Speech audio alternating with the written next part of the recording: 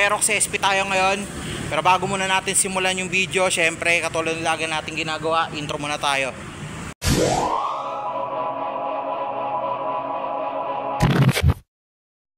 Namataan natin tong dalawang Aerox SP na to dito mismo sa Transcycle Caloocan. Bale, sa pagkakataon na to, ito naman yung re-review natin. Then kung babalikan din natin noong nakaraan, nakapag-review din tayo ng Aerox dun sa may Yamaha Motor Trade bagong silang, which is yung kulay blue na unit nung nakaraang buwan. Bale, ito ngayon yung hinahunting ko ngayon. And definitely, kagandahan, nakita ko ng unit na to dito mismo sa may Yamaha 3S Transcycle Tala.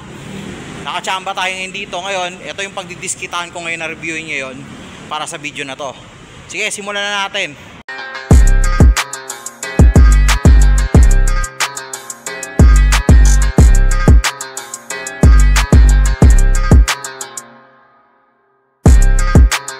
Okay, highlight ko lang ng konti mga dre sa mga hindi pa nakakaalam. O sabihin na natin, sige, yung iba siguro alam na, especially yung mga mahilig magmotor. Pero yung mga bago lang sa motorsiklo at nag-aangad ng gantong unit, to bigyan ko lang kayo ng konting idea. Kung namataan nyo dati before na nag-review ako ng Aerox version 3, standard version dun sa may bagong silang Yamaha din, malaki na yung pagkakaiba nung makina nung nitong SP compared do sa standard version. Kasi sa pagkakaalam ko, ang standard version is ginagamitan siya ng standard CVT, ito hindi. So itong unit na ito, which is yung SP, is ginagamitan na siya ng YE CVT or yung Yamaha Electric CVT na kung tawagin natin. Yun yung pinaka actual na CVT, panibagong CVT set na nagpapagana ngayon dito mismo sa SP. Ngayon, mapapansin din natin mabuti na halos pareho lang din sila ng appearance. Magkaiba lang sila ng kulay kasi ito, dark blue na may red combination to, which is ito, halata mo na kaagad sa itsura pa lang.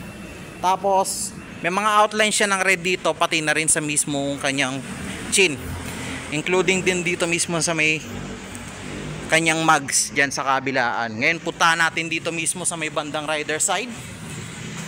Halos may pagkakapareho lang din kasi siya ng appearance, pero in terms of controls, kasi itong digital digital instrument panel niya same pa rin naman, pero may pagkakaiba siya ng konti. Kasi ang pagkakaalam ko, pwede kang mag-setup ng menu dito gamit tong mga controls na to dito sa may left side. Ngayon, unahin muna natin dito mismo sa may right side kung ano meron ba dito sa kanyang controls. So dito, idle stop, tapos hazard, then electric ignition button, plus nakakilis na rin po yan. So pwede tayo mag-open dito ng seat tsaka fuel. May pagkakapareho din yung kanyang digital instrument panel, yung style na kanyang digital instrument panel sa version 3 na standard. Pero ang pinagkaiba niya lang dito, so pwede kang mag-setup ng menu dito mismo sa area na to. Bakit? Ito, discuss ko na yung left controls. So yung left controls, meron tayong high beam and low beam, turning lights, tapos horns, turning light switches, then horns. Ayan, meron tayo dito mismo sa may left side. Ngayon, meron siyang mga additional controls na typically hindi natin makikita sa iba pang unit. Bakit? Etong controls na to is for menu. So dito yung selection, ito yung confirmation, tapos ito yung button para mag-back doon sa pinaka-home ng dashboard natin or nung mismong digital instrument panel. Tapos, kung mapapansin nyo, meron tayo ditong shift na button. Bale, yun yung meron dito mismo sa kanyang controls. Side pocket, syempre hindi mawawala yan. Nandito na yan eh. Tapos, very flat na rin yung kanyang harapan dito mismo sa may kanyang gas cap. Then, very minimal, very simple design. Same din, may pagka-sports type din yung kanyang upuan. May pagkamataas sa OBR, tapos mababa dito sa may side ng rider. Pero, kayo, depende sa inyo kung anong preferred nyo. Plus, nakadebaso na rin yung kanyang shock suspension. Naka-subtank na rin siya dito. Naka-dual subtank shock suspension na rin ito dito mismo sa may likod. Tapos, liquid cooled na rin. Naka-upright or nakapang sports yung actual na niya, yung actual na itsura nung exhaust niya dito sa may bandang likuran. Plus, ayan. Meron siyang fender dito na saktong-sakto lang sa kanyang gulong. Tapos, naka-LED na rin lahat ang ilaw nito. Ayan, naka-LED na po lahat yan. Ay, sorry. Naka-LED na rin lahat yan. So, include na rin natin to. May mga carbon. Style of design din siya dito mismo sa bawat ng gilid. Magkabila yan. Tapos yung kanyang footboard. Ayan. So, ganyan ang itsura niyan. Ngayon, alam ko, same lang din to ng seat height dun sa mismong standard version ng Aerox. Pero sige, try pa rin natin mag seat height test dito mismo sa unit na to. Okay lang, sir? Sige, salamat. Try natin.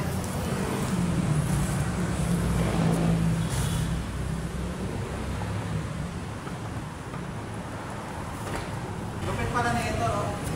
Sige, try nga natin.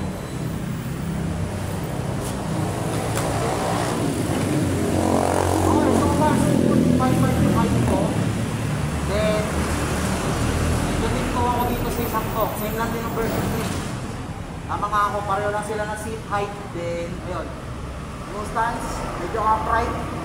Turning radius, good. Kasi madali magpili kung tumagal itong klase ng unit. Bali yun. Ganda itong unit na to.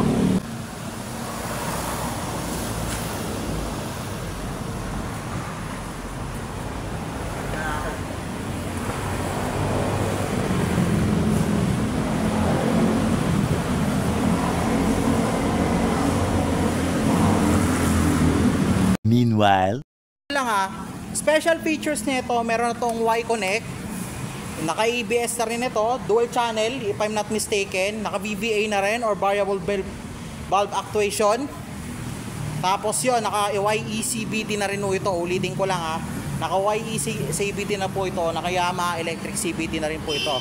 Ko lang din mga dre, katulad ng NMAX, may turbo na rin po ito. Bale, ayun, isa rin siya sa mga special features nung mismong motor na ito. Itong dito mismo sa Aerox SP. Then, yung price na ito sa screen.